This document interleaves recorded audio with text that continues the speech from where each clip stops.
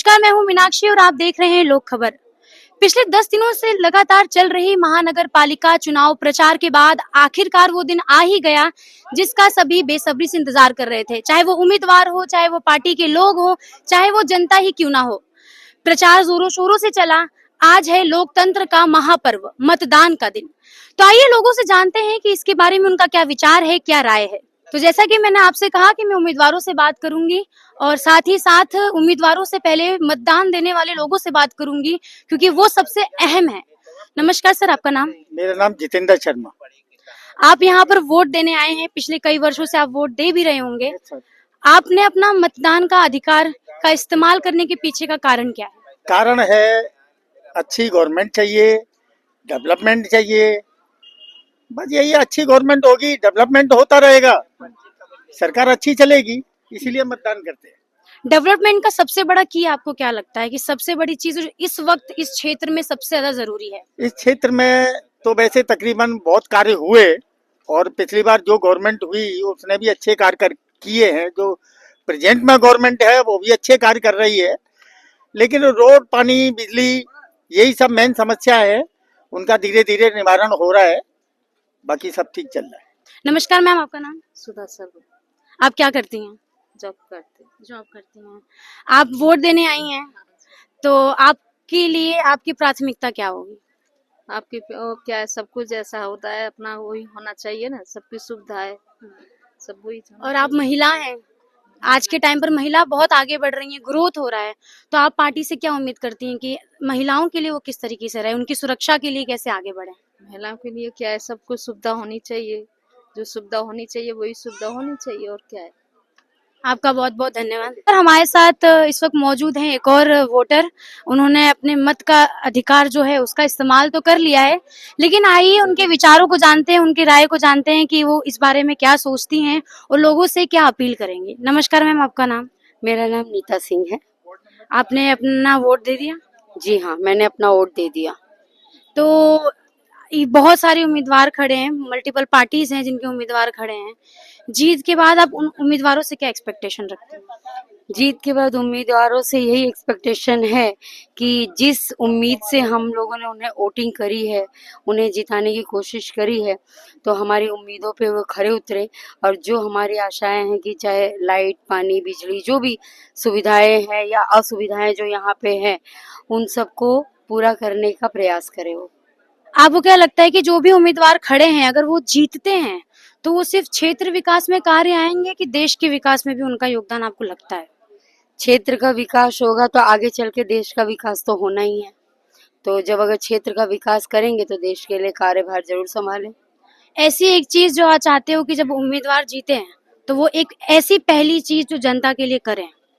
मैं चाहती हूँ कि पहली चीज ये होनी चाहिए कि यहाँ गर्ल्स के लिए अच्छी कॉलेजेस होनी चाहिए ताकि उन्हें बाहर न जाना पड़े वापिस से, क्योंकि मैंने अपनी 2 बेटियां भेजी हैं, उसको मैं महसूस कर सकती हूँ। अब हमारे साथ एक और मतदाता जुड़े हुए हैं, तो आइए जानते हैं इनके विचारों के बारे में, कैसा रहा उनका एक्सपीरियंस, जो भी व्यवस्था थी चुनाव को लेकर और मतदान को लेकर, उनसे सेटिस्फाई हैं और इन फ्यूचर इनकी क्या उम्मीदवारों से उम्मीद है उसके बारे में भी जानेंगे। सबसे पहले सर मैं आपका नाम जानना चाहूंगी। मेरा नाम धनंजय सिंह है। सर, आपने वोट दिया, अपने मत का अधिकार का इस्तेमाल किया है, तो मैं जानना चाहूंगी कि आपने जिन उम्मीदवारों को वोट दिया है उनको क्यों वोट दिया है, ऐसा क्या कारण है और ऐसी क्या एक्सपेक्टेशन है कि आपको लगता है कि इतने खड़े उम्मीदवारों में मैं इन्हें दूंगा तो ये मेरा काम करेंगे? हम विकास के प्रति वोट दिए हैं और आपको पता ही है विकास कौन सरकार कर रही है। जो सरकार विकास कर रही है उसी को हमने वोट किया है। इस पूरे क्षेत्र में, क्योंकि आप पिछले कितने वर्ष से इस क्षेत्र में रह रहे हैं? मेरे को 35 साल हो गए यहाँ पे। 35 साल में आपने इस क्षेत्र को विकास करते देखा है। अब ऐसा कौन सा विकास है जो रह गया है जो अब आपको लगता है कि जो भी उम्मीदवार जीतेंगे वो सबसे पहले उस पर फोकस करें? अभी देखिए क्या महानगर पालिका हो गया है, तो महानगर पालिका में और विकास होगा। बड़ी बड़ी टंकियां आएंगी, सब आरसीसी का काम चालू है, रोड का अच्छे तरह से विकास हो रहा है, तो उसके प्रति देख करके हम लोगों ने विकास को वोट किया है। मतलब अभी तक सरकार ने जो भी काम किया आप उससे सेटिस्फाई हैं? सभी भाई। सर, आपका नाम? सुनील कुमार दीक्षित। आपका सर क्या रहा है, आपने मतदान किया, किस बेसिस पे किया, किन उम्मीदवारों को जो चुना है आपने, जिन उम्मीदवारों को, उसको किस बेसिस पे आपने चुना है? देखिए, हम लोग नरेंद्र मोदी जी के साथ में रहते हैं और मुख्यमंत्री जो हमारे भूपेंद्र भाई पटेल हैं, हमारे विकास मंत्री जो कन्नू भाई हैं, और हमारे जब से हमने झंडा चलाया, ठीक है, हमारा थोड़ा प्रॉब्लम था, वो कन्नू भाई ने बोला है वो उसको सॉर्ट करेंगे। उन्होंने वादा किया है हमसे कि भाई अगर लड़के जैसा हो आप लोग हमारी बात को मानो, और हम विकास जो अब ऊपर से लेके नीचे तक भाजपा की सरकार है, तो विकास तो वही कर रही है। अभी हमने भिलाड में भी रहा हूँ, 10-15 साल वहाँ रहा हूँ, 15 साल यहाँ हूँ, 30 साल हो गया मेरे को गुजरात में, लेकिन विकास हमको दिखने को मिला तो भाजपा के अंदर। एक दशक से भाजपा यहाँ पर है, सत्ता में है। विकास आपने देखा है, और ऐसी क्या चीज है जो अभी होनी बाकी है? देखिए, पहले तो हमारे बल्लभ नगर का रोड का मसला है, और वो साहिब लोग को सबको मालूम है, चारों प्रत्याशी को भी मालूम है। उन लोगों ने हम लोग हैं बीजेपी के, हम कभी बीजेपी के अलावा कभी किसी को वोट नहीं किया, लेकिन कुछ था मुद्दा हम लोगों का, और हमको सरकार से हमने कोई प्रत्याशी से कोई झगड़ा नहीं किया था।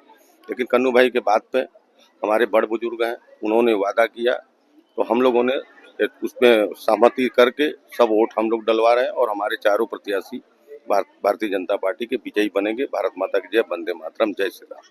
इस बार सर वोटिंग आईडी जो बनी है और जो वोटिंग लिस्ट बनी हुई है, उसमें यूथ का बहुत कंट्रीब्यूशन दिख रहा है।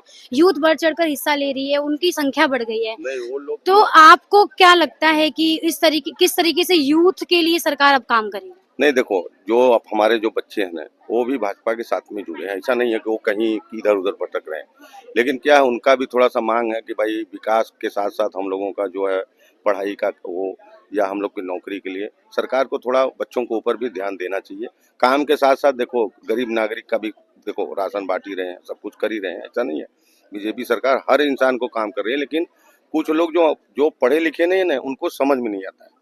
उनको विकास, देखो विकास तो सरकार कर रही है, लेकिन उनको पता ही नहीं है। लेकिन हमारे लोगों से मेरा रिक्वेस्ट है, जो हमारे सत्ते में है या जो हमारे लोग हैं, वो ये बतावें कि ये सरकार आपको फायदा दे रही है। देखा कि लोकतंत्र के इस महापर्व पर लोग कैसे बढ़ चढ़ कर हिस्सा ले रहे हैं, चाहे धूप कितनी भी हो, गर्मी कितनी भी लगे, लेकिन लोगों का उत्साह कम होने का नाम नहीं ले रहा है।